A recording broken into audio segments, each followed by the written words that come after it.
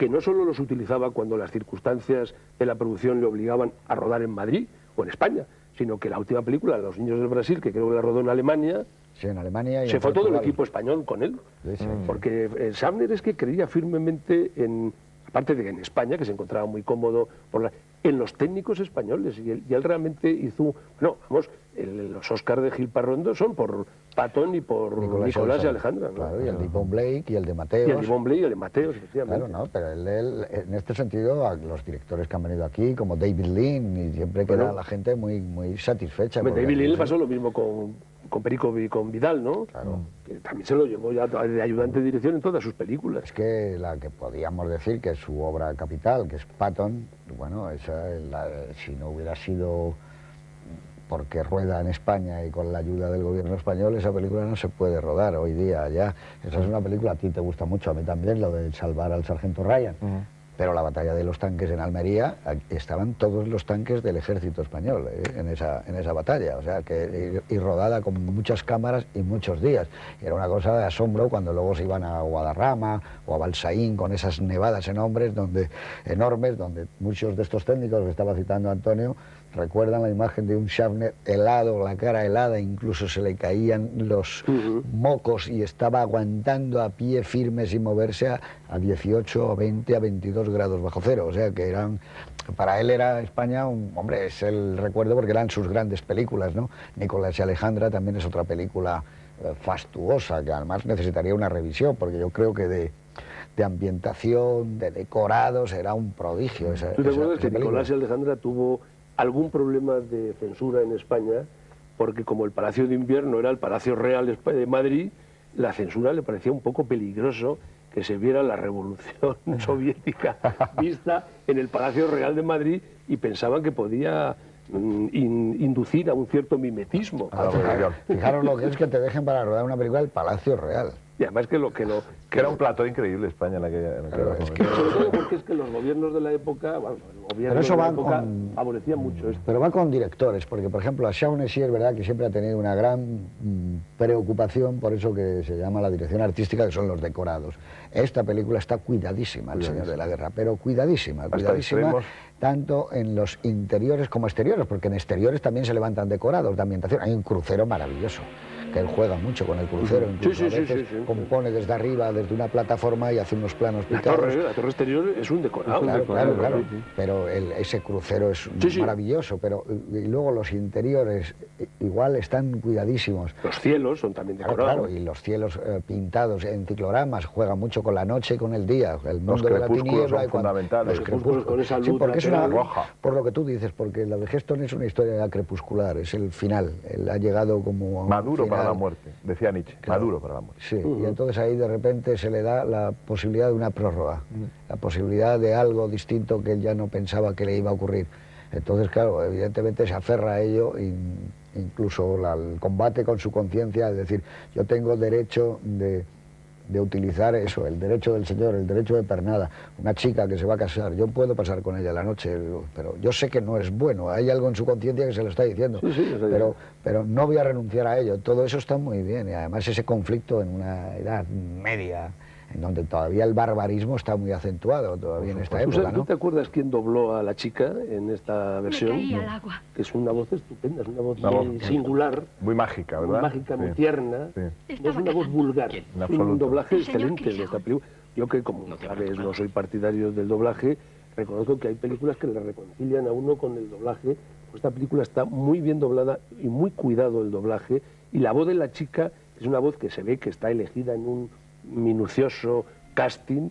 Han elegido una voz que no es una voz de cualquier señorita, es una voz que tiene mucha... misteriosa. El único lunar del rodaje es esa escena que se censuró en su día, que ahora han tenido que hacer con una voz distinta. Claro, es que salta el cura, ¿no? De Hugo de Bullón, ¿no? Sí, Tiene una voz muy característica. Él está muy bien doblado, yo diría que es Baltanás, ¿no? Él está doblado estupendo. Yo creo que Ángel María Baltanás. Charlton Heston está doblado magníficamente, porque está siempre. Aparte porque era una voz que yo creo que le doblaba muy a menudo. Yo me da la sensación... Cambiaban entre él y Navarro. Y Guardiola también lo doblaba alguna vez, yo creo. Eso depende, pero yo creo que el doblaje estaba muy cuidado. Toda la película está muy cuidada. Y además esta sí que es una de las películas del tipo de Lawrence de Arabia, que que hay que ver en una pantalla grande, en una copia impecable, y entonces realmente... Bueno, esta película, si no hubieran respetado el formato, la hubieran destrozado. Esta es una película que necesita el formato cinemascópico.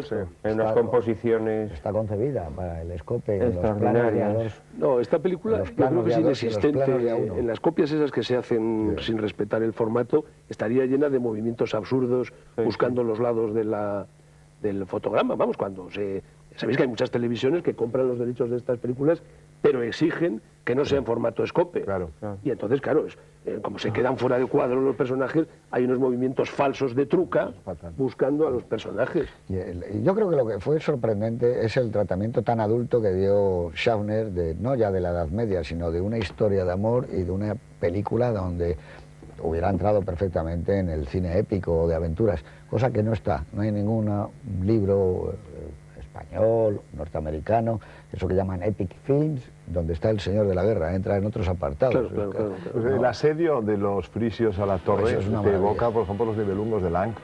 ¿Os acordáis? Que también son muy pocos, tienen que soportar las hordas de los hunos. Y algo de Wells ahí también. ¿Cómo hubiera hecho Wells esta película? Que por otro lado era un hombre muy querido, tú lo has citado, de Heston, tanto que cuando quiso hacer aquí Marco Antonio y Cleopatra, su opción de director era Orson Welles, y como Orson Welles no la dirigió, la dirijo él. Sí. Él es el mismo que la dirige. Entonces hay ese tratamiento de las ropas que tú decías, y sobre todo de ese vestuario está muy acertado, ¿no? Pero no solo los colores, sino los tejidos.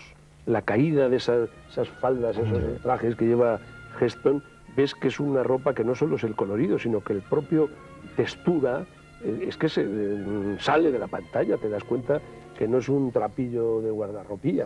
Y uno de los problemas que tuvo la película, que no fue ningún éxito comercial, no solo aquí en Europa ni en Estados Unidos, sí alcanzó bastante prestigio también por la crítica francesa, pero era que en principio ibas a ver una película de aventuras, el asalto a la torre, y de repente el asalto a la torre notabas que no era exactamente como eran hasta los asaltos, sí, y que luego de repente eso es como si la película se detenía y pasaba a ser una historia de amor que tampoco era habitual, y además la historia de amor daba paso a unas interrelaciones entre otros personajes, donde los hermanos, el odio del hermano de Draco hacia él, donde el escudero fiel, y dices, bueno, es una cosa un poco rara, pensaba la gente, es una película donde me siento un poco descentrado viéndola, ¿no? Era una película que producía eso, y que le lleva a que la taquilla no funciona, cosa que no pasa con El planeta de los simios, que debe ser su segundo proyecto juntos, que es la película también, pero más maravillosa película. Estupenda.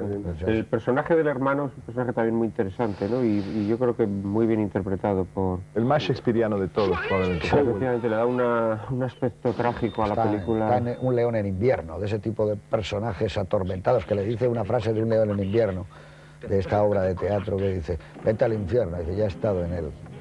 Y entonces, en Un león en invierno, la obra decía... estuve en el infierno una temporada, dice, pues no te vi, dice el otro. Claro, ese tipo es muy shakespeariano, claro. La batalla de campanadas a medianoche, por ejemplo, de Wells, también tiene algo que ver con esa batalla, porque son batallas muy inusuales también, son batallas muy sucias, más realistas.